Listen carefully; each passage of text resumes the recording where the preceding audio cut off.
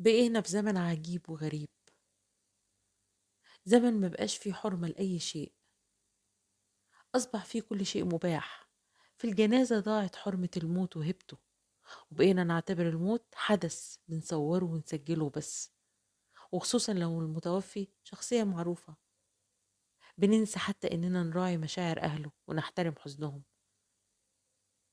في الحج بننسى إننا تحملنا مشقة السفر وتكاليفه علشان نقرب من ربنا ونستغفره، ونأدي كل الطقوس الروحانية بخشوع، ننسى فيه كل مباهج الحياة ونكون في رحاب ربنا وبس.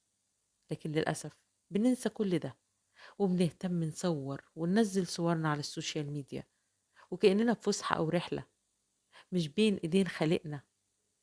ولازم يكون في خشوع، أمل في رضا ربنا وغفرانه لينا.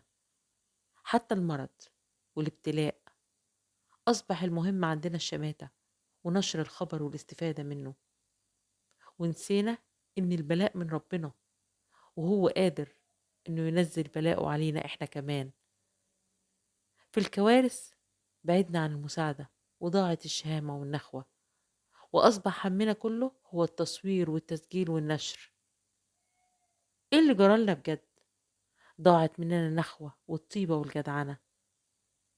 بقينا نتفرج على بعض في المصايب، وكل اللي معانا موبايل بيصور، موبايل بيسجل اللحظة، ومش مهم بقى مين هيتأذي ولا مين هيتفضح ويتدمر. المهم إننا نسجل اللحظة ونستفيد منها وبس. استغلينا التكنولوجيا غلط، للأسف استغليناها. بدل ما تكون قوة دفع وفايدة لينا ولغيرنا، حولناها لقوة هدم وضرر لينا ولغيرنا.